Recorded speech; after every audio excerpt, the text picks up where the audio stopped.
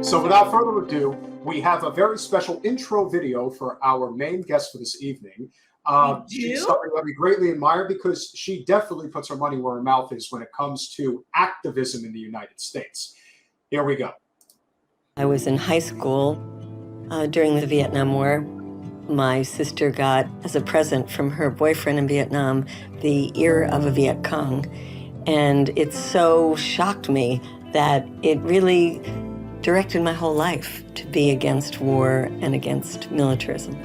Unfortunately, the peace movement was not capable of stopping the Bush administration, and here we are today. Well, can we get an open investigation? That's it, into whether or not it's true. I can't commit to that right now, but I can take your request back. Well, that's one of our requests on here, and we think, it's not a very long piece to read Cy Hirsch's piece. It would be great for you to read that because it is information that the American public needs to know. Holding a peace sign illegal in the United States of America. Is it illegal to hold up a peace sign?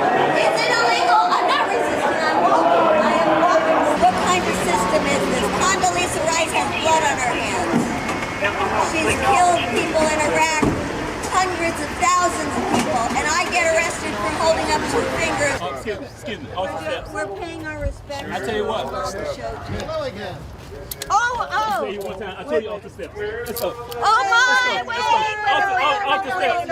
Off the steps. Not the table one time. Take it off. Take it off. We'll go on. Get up. Take it off.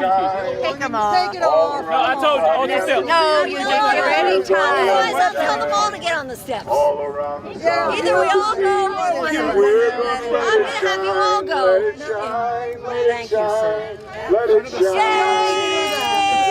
I'm wearing these glasses because I have damage in my eyes from the lasers that they've been shining in my eyes every night. I have damage in my ears for having heard what you just heard out there, the constant sirens and the horns in our ears. I have damage to my shoulder, to my shooting pain that goes down here and in my neck from having been beaten by a man because I was trying to deliver food. And I am just one person.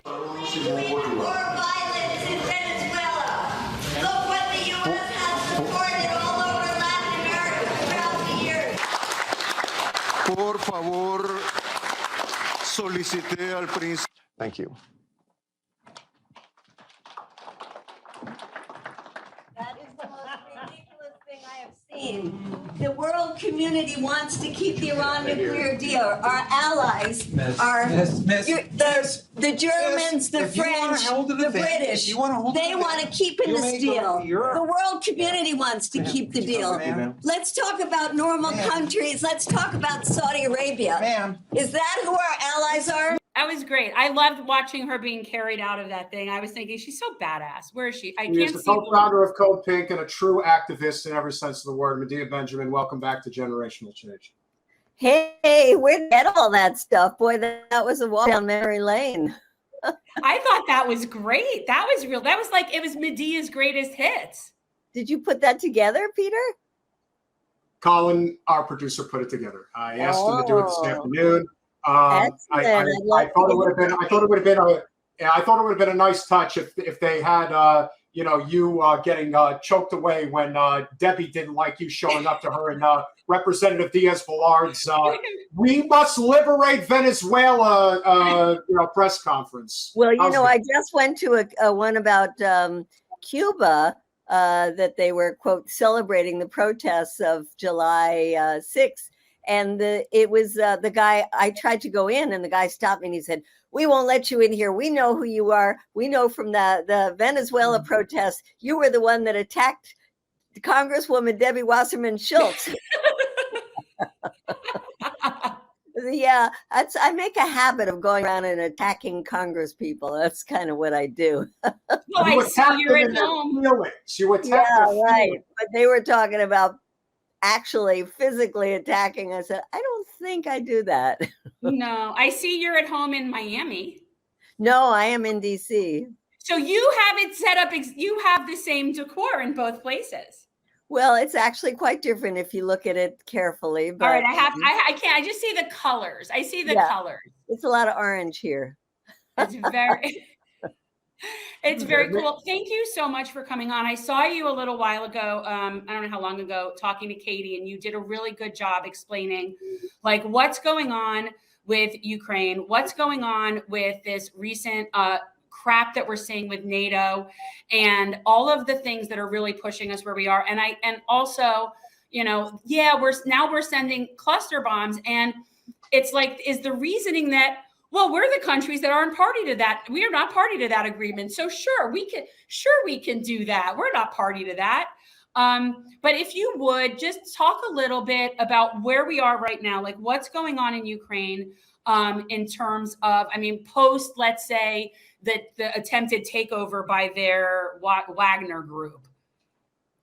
Well, what's going on is pretty much what's been going on for the last year and a half, which is that the war is a war of attrition. It's a horrendous, brutal war. The Russian invasion has just led to so much catastrophe for the people of Ukraine, and the soldiers of both sides who are dying every single day in this senseless war that will not be won on the battlefield. And that's what we have read in the leaked Pentagon papers. That's what we see on the ground. That's what we see now when the West has pushed Ukraine to do this counteroffensive, saying, we sent you all these weapons. Come on, you got to show something for it. We got to justify this, and push them into a counteroffensive that was supposed to be in the spring, didn't happen. Now has been going on for about a month already, without any success. And so the stalemate continues. And yet you would think that the Biden administration would start saying, I think we better do something about this. Ukraine is in a worse situation now for negotiating than it was when they were negotiating back in March and April. Maybe it's time to move this from the battlefield. But I'm sure those discussions are going on within the administration, but the line that comes out is victory is there. We just got to stay with them till the final victory. And of course, the administration doesn't even tell us what victory is. And when we start talking about what's happening in Congress, I do want to mention that because there is an effort to try to get the administration to say, what is victory? But so far, it's a brutal, brutal war in which so many people are dying, when in the end, if we don't go to nuclear war or we don't go to World War III, then it will be at the negotiating table. The sooner, the better.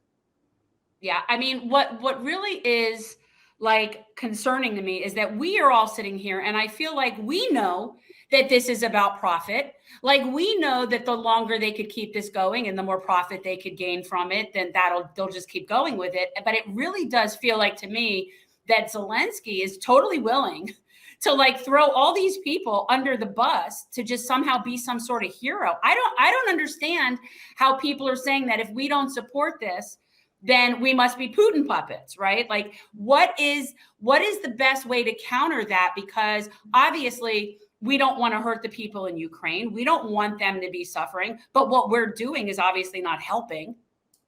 I think a way to counter that is to say, look, if I lived in Russia, I would be in prison because I would be protesting this war.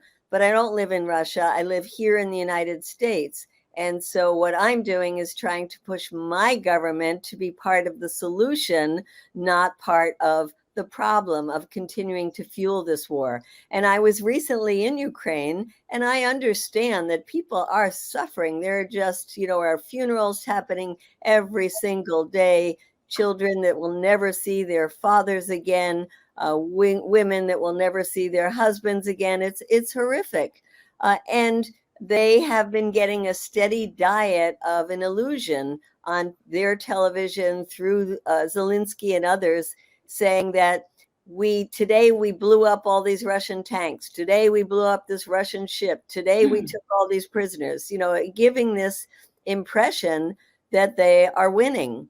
And of course, then people think, well, we're winning, let's just keep going.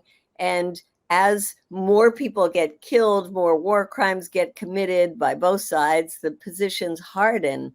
So that is understandable. What you have to do is step outside of it for a moment and look at the bigger picture, which is there's not a win on the battlefield, that Crimea is an issue that really has to be negotiated, as does the Donbass, that the issue of Ukraine joining NATO has always been a red line for Russia, and that there's got to be an alternative with Ukraine neutrality.